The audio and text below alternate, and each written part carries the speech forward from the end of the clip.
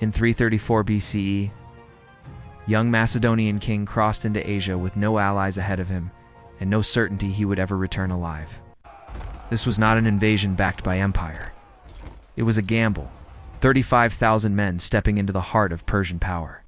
Persia did not panic. Its commanders believed the invader would be crushed before he ever reached the interior of the empire. At the Granicus River, Persia chose to end the war before it began, by killing Alexander in his very first battle. The Granicus River was meant to be the end of Alexander's campaign.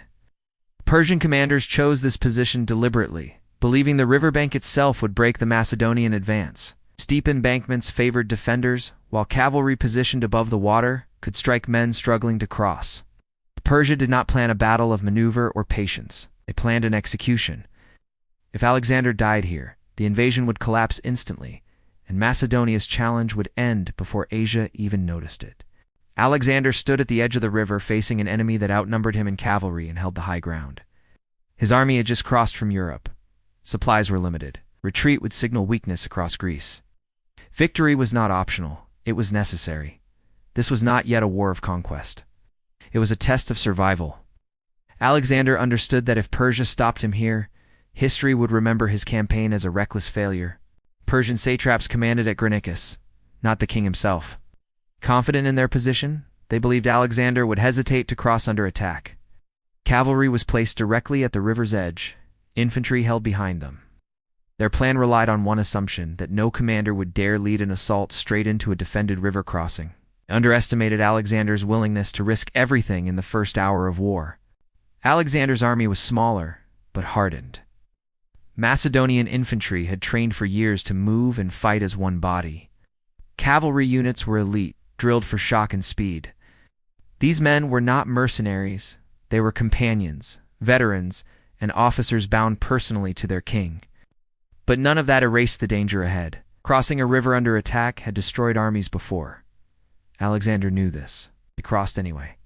Against the advice of some officers, Alexander chose immediate assault. Waiting would allow Persian reinforcements to arrive and embolden resistance across Asia Minor. Speed was his only advantage. He ordered the cavalry forward, not as a feint, but as the spearhead of the attack. The message was clear to Persia and to his own men: this invasion would not hesitate. The first Macedonian riders entered the Granicus under missile fire. Horses struggled against the current, then fought uphill as they emerged on the far bank. Persian cavalry crashed into them immediately. The river turned chaotic, water, blood, steel, colliding in a confined space. The invasion of Asia began not with ceremony but with desperate close combat. As more Macedonian cavalry forced their way into the river, the fight intensified. Persian horsemen struck downward from higher ground, using gravity and momentum to their advantage. Spears shattered, horses screamed. Men drowned under the weight of armor. The crossing became a killing zone where formation dissolved and survival depended on balance and strength. This was exactly the chaos the Persian commanders expected, and exactly where Alexander intended to fight. Alexander did not command this battle from the rear. He rode directly into the river with the companion cavalry, placing himself where the fighting was heaviest. His presence steadied the attack and pulled men forward through fear and confusion. This was not recklessness, it was calculated leadership. Alexander knew that hesitation at the crossing would doom the invasion. Momentum was the only way across. Reaching the far bank did not end the danger. Macedonian riders emerged one by one, forced to fight uphill against fresh Persian cavalry waiting above. Every step was contested. Persian commanders believed this was the moment the attack would fail. But as more Macedonians gained footing, isolated struggles began to link together. The crossing was turning into a battle, not a slaughter. Persian noble cavalry now surged forward, determined to kill Alexander personally. This was elite resistance. Men of status and wealth fighting at the front. For them, ending the war meant ending the king. The fighting compressed around Alexander as Persian riders closed in. The battle narrowed from armies to individuals. In the chaos, Alexander was struck. A Persian noble landed a powerful blow that split his helmet and knocked him off balance. For a moment, the invasion hung on the edge of collapse.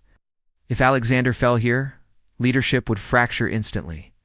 The Persian plan came within seconds of success.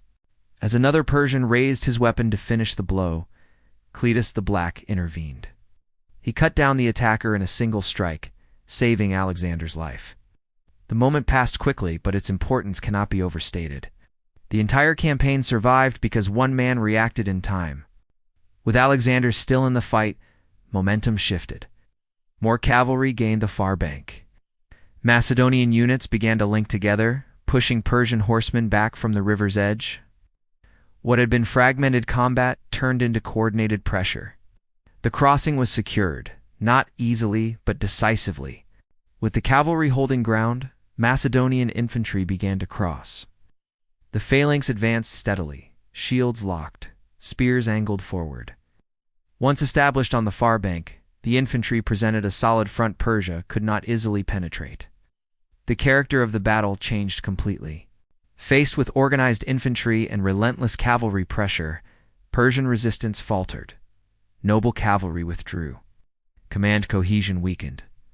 The defensive advantage of the river vanished. What had been confidence turned into confusion as Persian units disengaged without orders. Greek mercenaries fighting for Persia now faced the advancing phalanx. Unlike the cavalry, they held firm. The fight was brutal and close. These men knew surrender was unlikely. Their resistance delayed Macedonian consolidation, but could not reverse the outcome. Once the mercenaries were broken, the battle ended swiftly. Persian forces withdrew from the field, leaving the riverbank in Macedonian hands. Granicus was over. Invasion had survived its first test, and Persia had failed to stop it at the edge of Asia. Victory came at a price. Macedonian casualties were not light, and the brutality of the crossing left its mark on the army. But survival mattered more than numbers. Granicus proved that Alexander would not hesitate, and that Persia could be beaten even on ground of its choosing. News of Granicus spread quickly. Cities across Asia Minor took note. The invader had crossed the river and lived. The myth of Persian invincibility cracked. Alexander was no longer a distant threat. He was present, victorious, and advancing. Granicus might not have been Alexander's biggest battle, but it was absolutely crucial.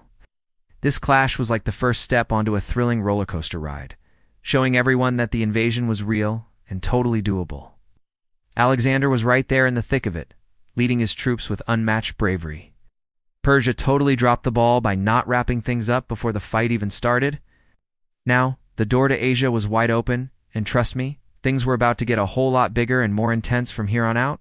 Granicus proved Alexander could survive in Asia, but survival was never the real test. In 333 BCE, the Persian Empire answered, not with satraps, but with its king. For the first time, Darius III would take the field himself. At Issus, mountains closed in, escape vanished, and two kings stood face to face. One commanded an empire, the other commanded momentum. This story continues in episode 2. If you want to see how one charge broke the King of Kings, subscribe now and don't miss what comes next.